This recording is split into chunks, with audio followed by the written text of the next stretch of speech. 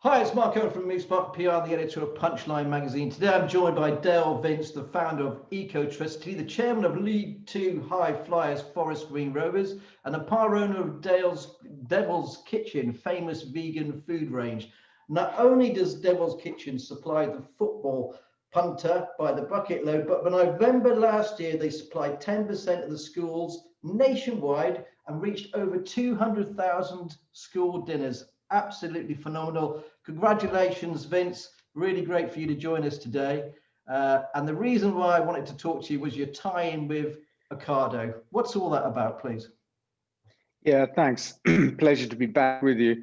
The Ocado thing was something we've been working on for a few months. It was kind of next logical step for us. We began with the vision of providing primary school dinners, plant-based primary school dinners, in order to kind of give kids access to that kind of food.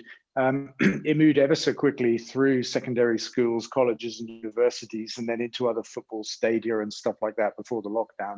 And retail was always the kind of next big logical step for us. And we had lots of people saying, where can we get match day burgers and stuff? So it took a few months. It went live yesterday. We're super excited about it. We've done a lot of branding around the packaging and stuff, which was great fun. And here we go. Now we've lit the blue touch paper, and we're going to sit back and hopefully, they're proved super popular. And we've got plans to expand the factory. At the moment, we can produce about 2 cow body weights of product per day. So that's effectively replacing 2 cows. And we've got plans to get to 20 per day, which is a small herd per day, and that should be achieved by the end of 2021. All we need is people to buy this stuff. Whereabouts is the factory, and how many people are employed by Devil's Kitchen now? Yeah, it's based in Stroud at a place called Q Park. It's a place where we make burgers, windmills, and diamonds. So it's an eclectic mix of sustainability stuff we do down there. And I think we've got a team of about 6 people, something like that. Great stuff. But so what's in the actual range that you're selling on Ocado at the moment? And what's it made of? Yeah, there's 3 products in the range. There's the shiitake mushroom burger. There's the spicy balls, same recipe with a bit of chili. And then there's a Thai green curry burger, which is completely different and I think quite unique. And the main protein source in all of them is the same. It's peas, not soya. And they're all free from the 14 major food allergens, which include soya, wheat, gluten, nuts, seeds. I mean, you name it, they're free from that. And that was a step we took when looking to supply the schools market, because for mass catering, it's important that it's as accessible to everybody as possible. This one product, everybody can eat it. It's kosher as well, for example, and halal, as well as free from all known allergens or all the major allergens. So we just carried that into the adult version of the burgers and balls, actually, because it makes sense to do that. The factory's powered entirely by the wind and the sun, which we really love. And we're pushing the boundaries of packaging with some home compostable film, packaging the balls, which we think is a first in frozen food. So we're having fun doing it, really, I would say. But it's an important part of the whole sustainability path that we need to be on as a country. We've got to eat more plants, eat less animals. And how is it important to the actual football club, or is it done as a completely separate business to the club? Yeah, it is a separate business to the club. It carries the name of the food outlets of the club. There's the link, and really it kind of springs out of the club, which is where we've been promoting our agenda of energy, transport, and food more than anywhere else. Probably it's been an amazing platform for that. And of course, we took the club vegan 5 or 6 years ago. Made global news, and it's made us, still famous for that. And for a long time, we wanted to bring our food work out of football and actually into the world of food. Actually have an activity that was advancing the cause of plant-based eating. And we started about 2 years ago. I think a local guy called Barry approached me, said, look, I've got experience in the industry. I've got this idea. I think we could do plant-based primary school dinners, and we met up and cooked up a plan and got started, and it's led us to where we are now. Yes, it's fantastic. So what's the sort of turnover of Devil's Kitchen at the moment? I don't know. I can tell you it's 2 cows a day. That kind of matters to me more than money. I actually don't know. We're expecting to be at break even on a kind of OPEX basis, I would say, by the autumn. That's our expectation. Okay, and sales expectation, is it just sort of suck it and see, or what's your plans there? Yeah, I mean, we've been going great guns in schools, even though there's been a pandemic and schools have been kind of stop-start like everything else. You know, as you said in your intro, we got to 200,000 school dinners in November, and we're in 10% of schools.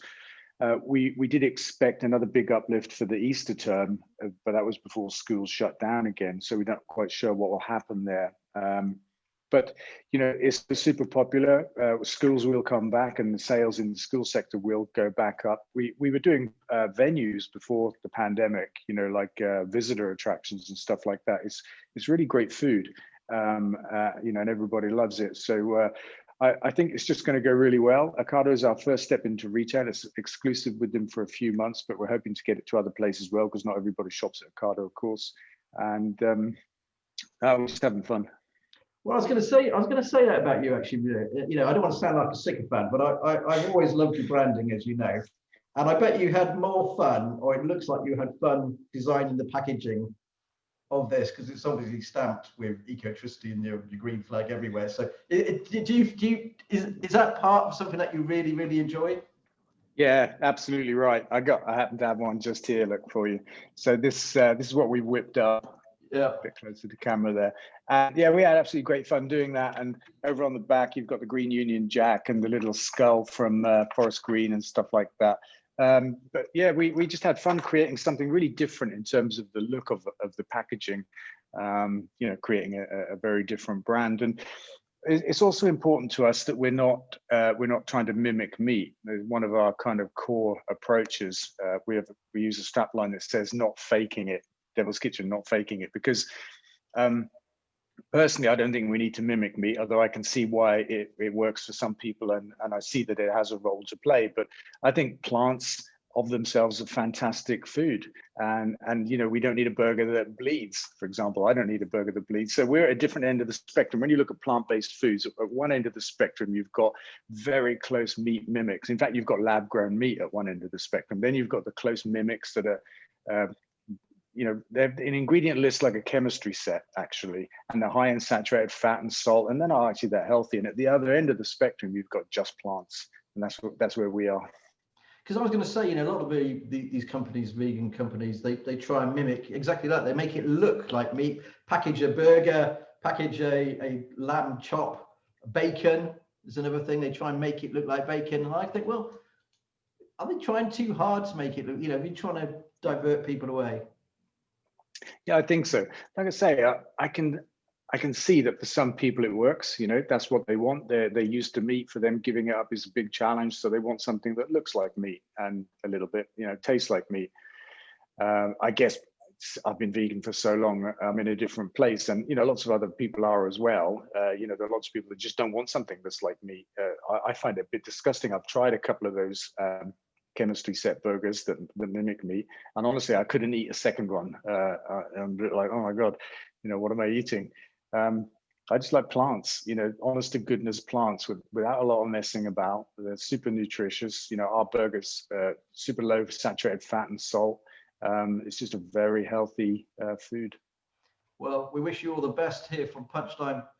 Dale, thanks ever so much for joining us. I know you're a very busy guy, so and I'm looking forward to my couple of burgers. Excellent. Let me know what you think when you get them, when you try them. Let me know. I definitely would. I'd like to come to the factory sometime as well. Yeah, we can do that. Thanks very much. Cheers.